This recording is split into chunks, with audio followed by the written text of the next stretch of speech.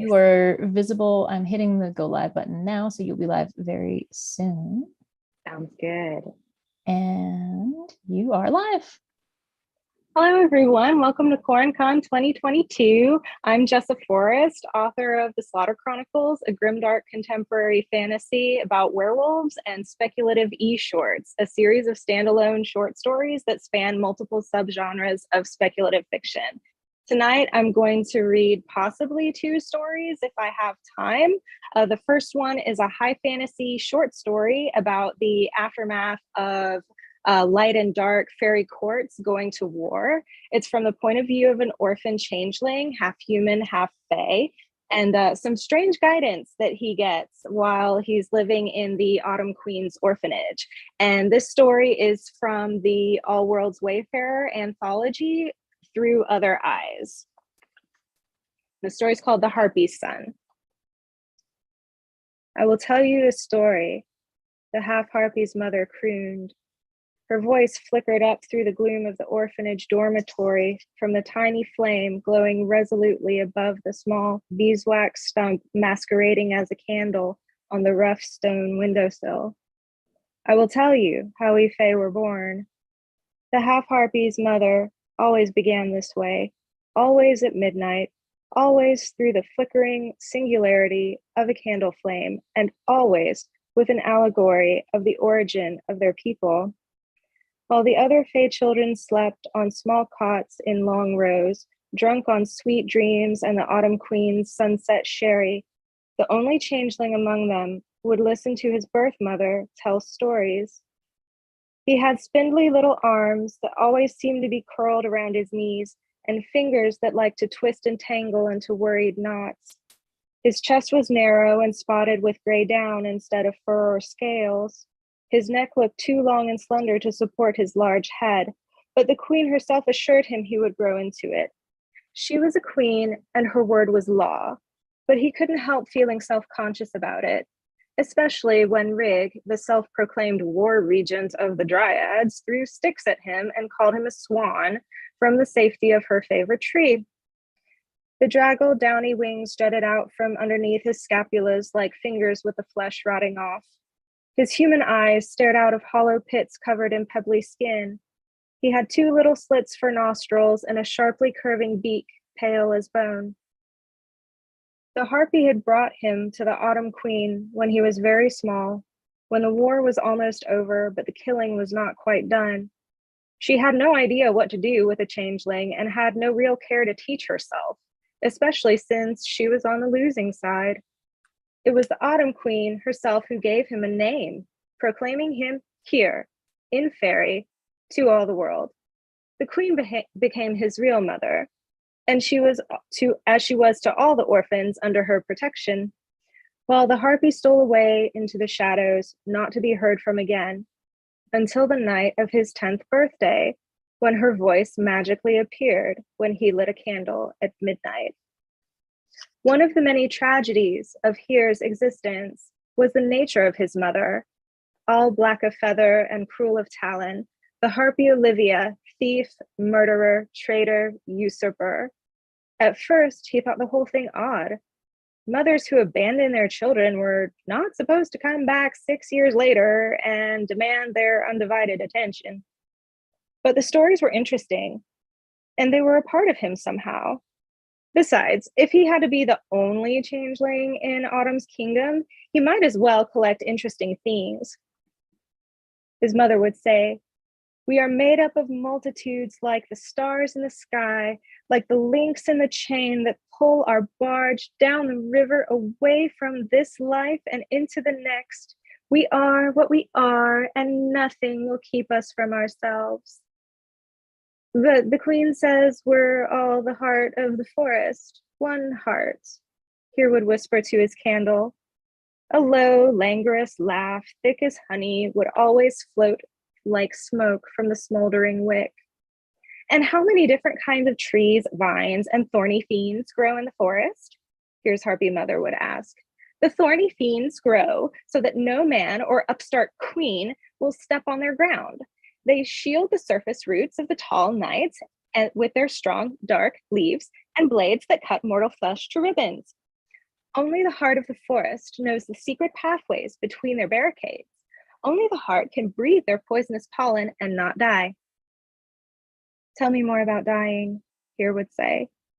And the flame would always ripple, and the candle's wick would glow brighter. But then it would dim and make a sigh, like a weary summer breeze or a disappointed mother. Dying is for soldiers and plague carriers, his mother would say. You will never die. But you died, Here would whisper. He was always loath to mention her flaws, but if she were alive, wouldn't he be with her and his father instead of the Autumn Queen's orphanage? I did not die. Here's mother would always reprimand him with a snap of flying sparks. It was like a ritual, him asking and her rebuke. I left this forest because I have better things to do than look after obstinate children. Here kept the pain in his heart to himself. The sun would not burn without you, he would say, half with the flattery of a devoted son, half with the reverence the queen taught him to reserve for those holy beings who walked with the heart in all its aspects.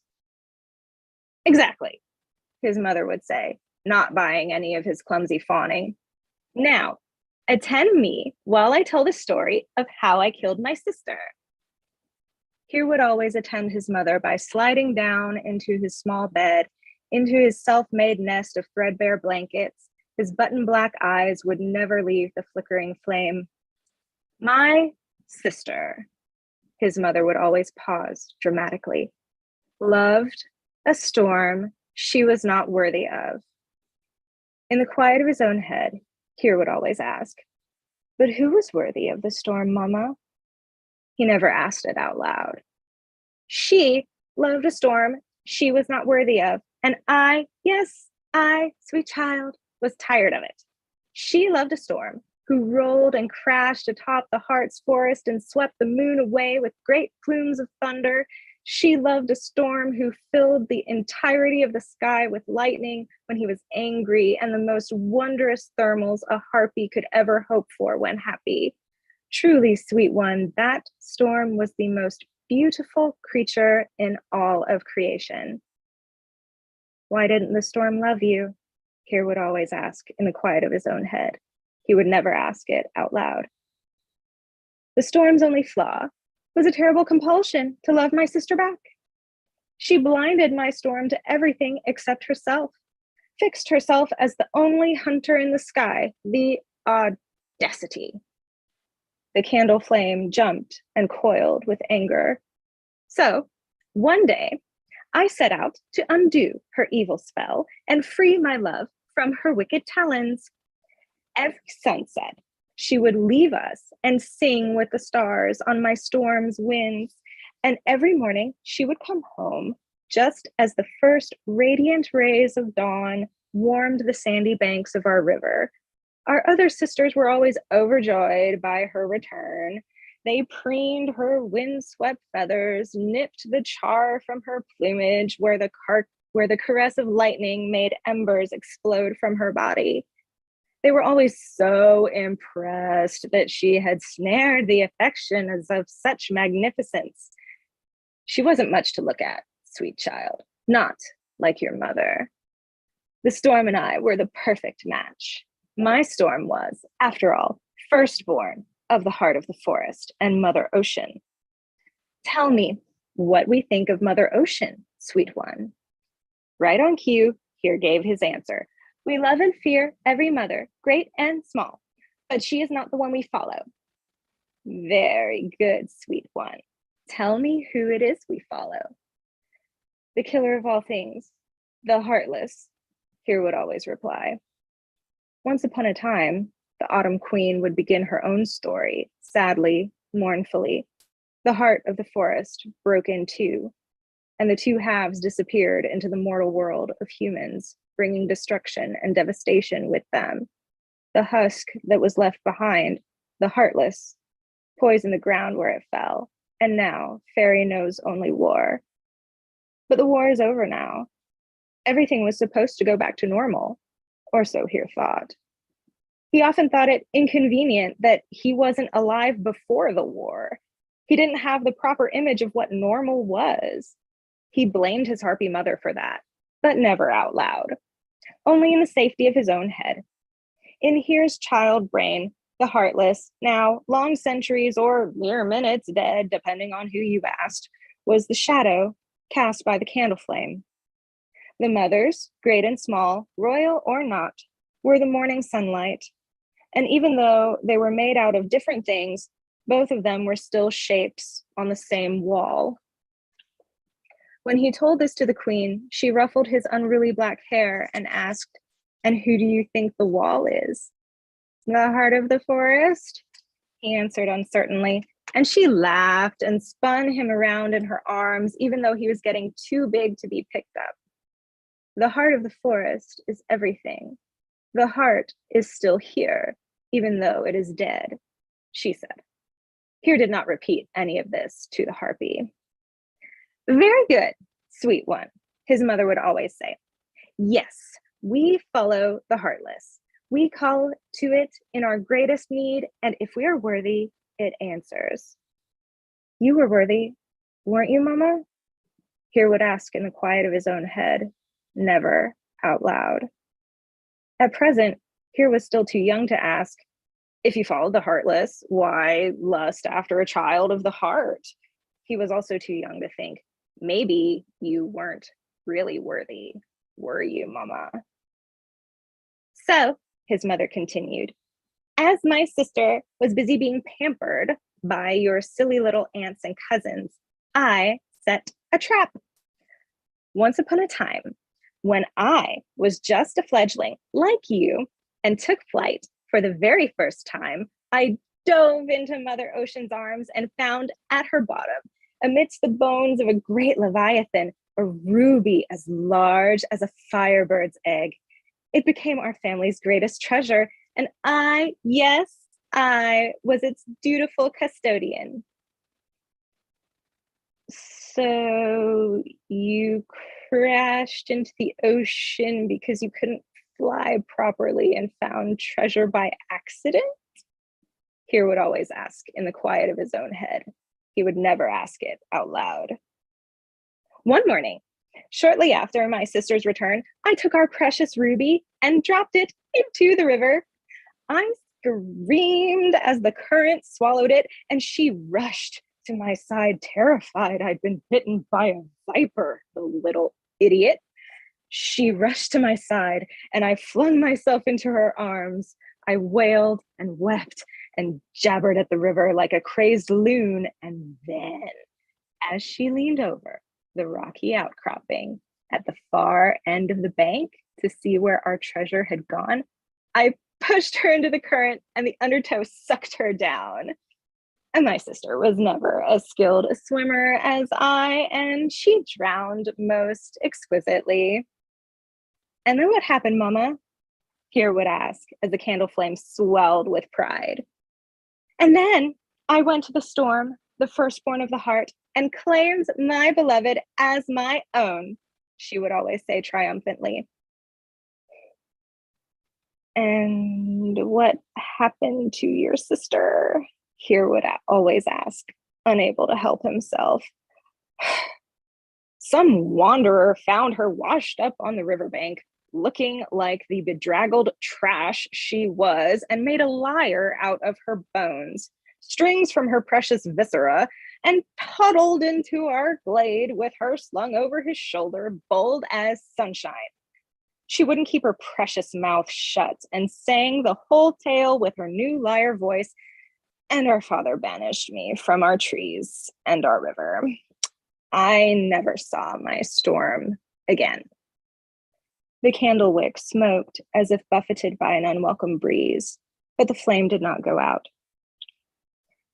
"And that is how the Fae were born? You mothered us all so you would not be alone?" Here asked. "Were you not listening?" Sooner or later, irritation always crept into the harpy's flickering voice. "The Fae were born because someone wanted something they didn't have, and they were brave enough to take it." "And do you love Papa and me like you love the storm? Kier asked, unable to keep the question locked within the quiet of his head. Heartless, preserve me. No, sweet one. What a silly question. And that was the Harpy Song. I'm just going to check the chat real quick to see if anybody has any questions. Awesome. There are no questions. I will keep going. The that second was a great story, by the way. Oh, thank you so much. Yeah, I have fun reading that because the Harpy is like such a sassy character. So I like doing that. I can't normally act, so it's always fun with her. The next story is a bit darker. It was published in Penumbric Speculative Fiction magazine back in February, I think.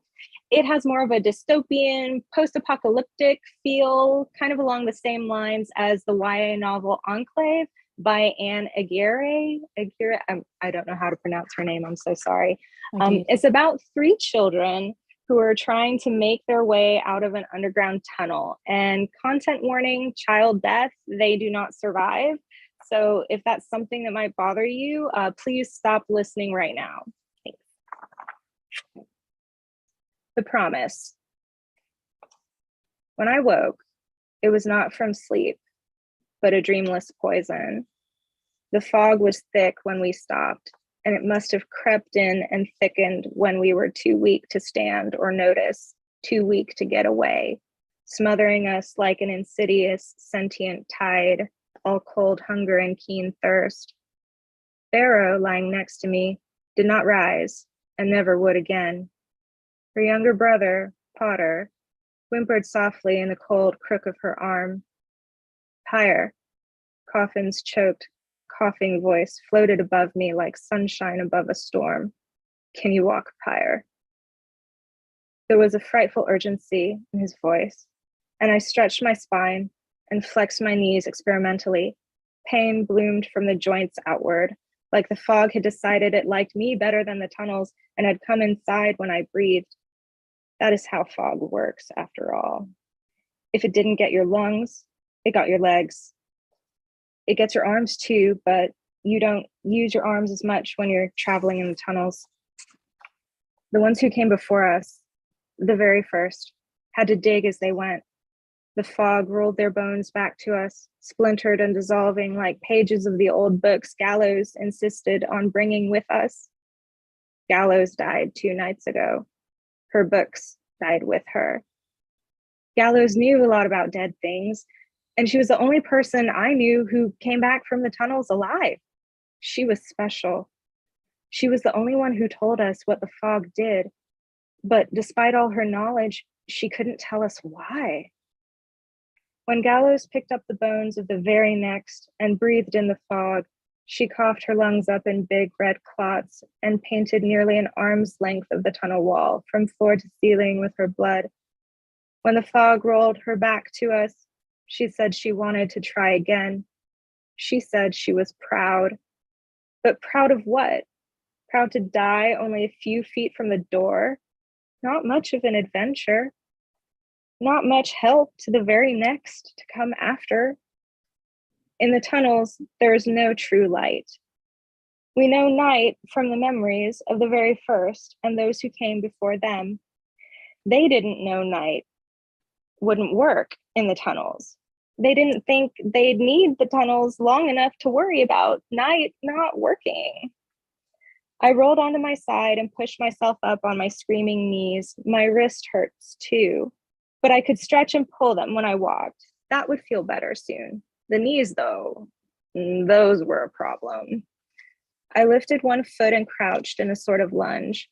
I tried to put my weight up on my front foot and pushed myself up. I fell on my side.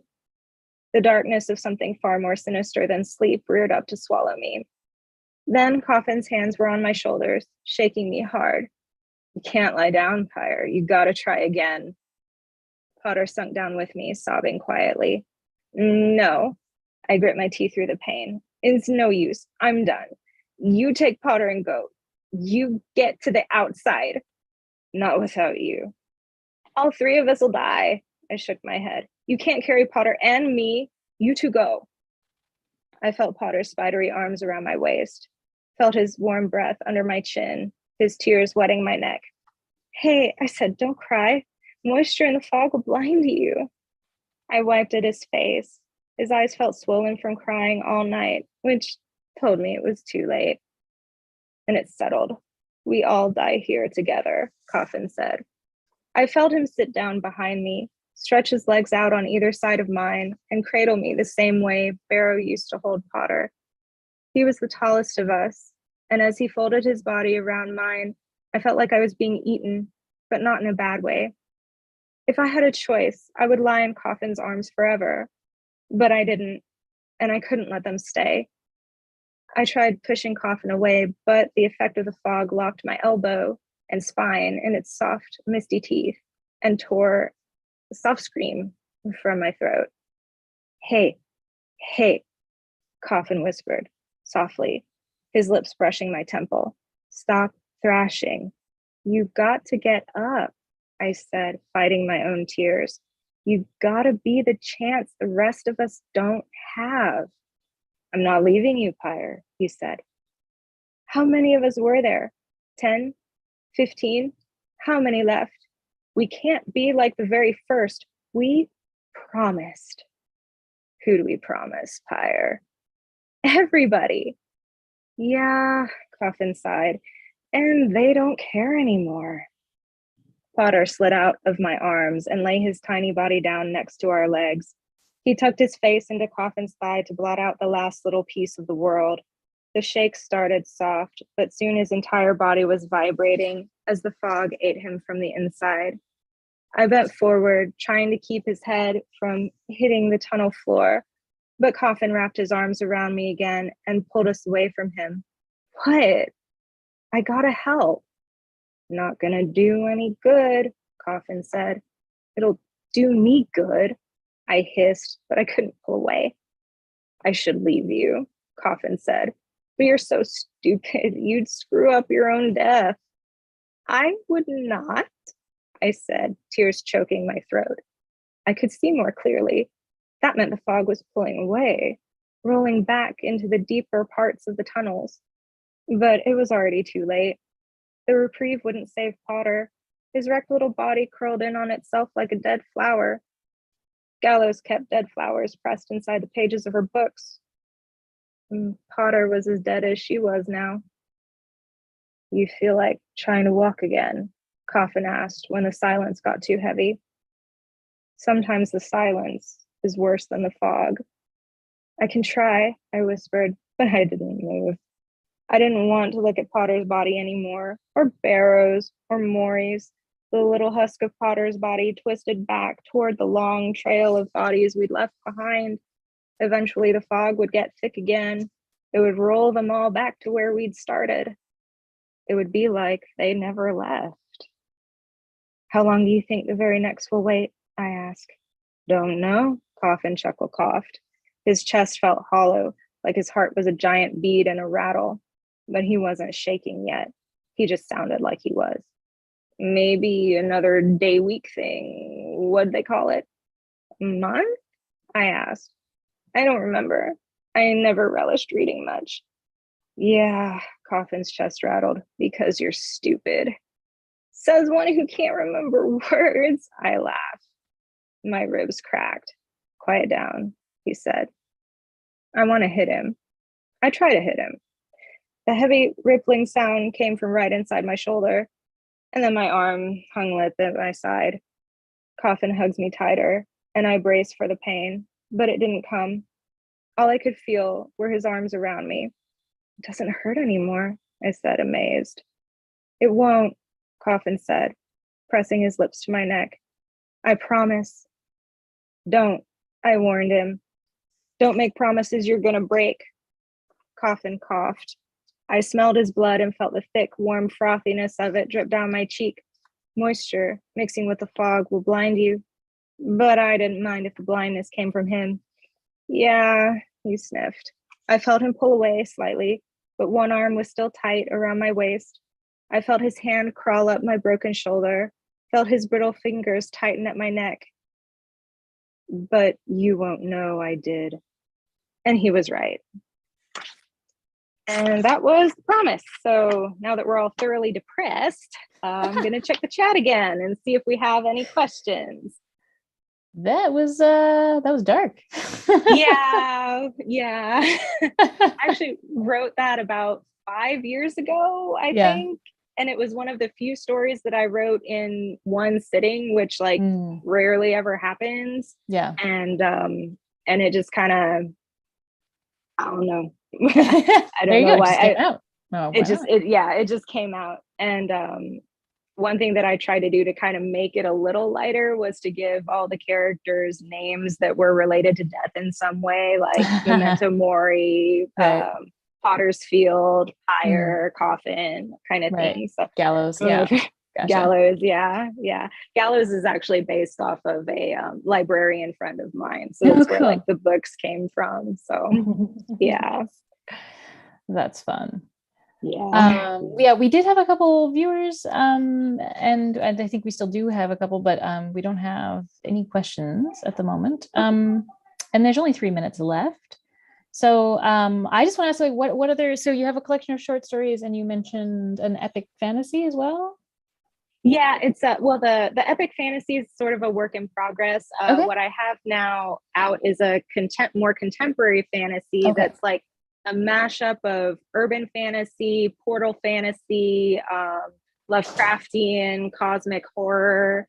Awesome. It's got like a little bit of everything, like everything I love. I just kind of fit in there, and the main characters are werewolves. So because I gotta like still keep with like the supernatural trend, even though like some people say it's dead. I don't think it's dead. Nah, it's great. Never gonna die. Nah. Well, that sounds fabulous. And so the epic fantasy is coming. Is it coming soon? Is it coming not sure when? Or honestly, I'm a really slow writer though. That's totally fair. I'm not sure when that's coming, but I'm hoping to have one of the contemporary fantasy books out in either late June or early July this year. Awesome. It goes to my editor in May. That's all I know right now. Yay! That's fabulous. So I'm gonna make that deadline. So good. All right. Well, that is very exciting, and I look forward to reading that because that sounds right up my alley. Awesome. And yeah, thank you so much for reading for us. And I think if it's okay with you, we'll wrap it here. All right. Absolutely. Thank you so much for having me. Goodbye, guys. You're so welcome. Thank you. Bye, everybody. Bye. Okay, I've hit in stream. Sweet. If you have it open, just make sure it's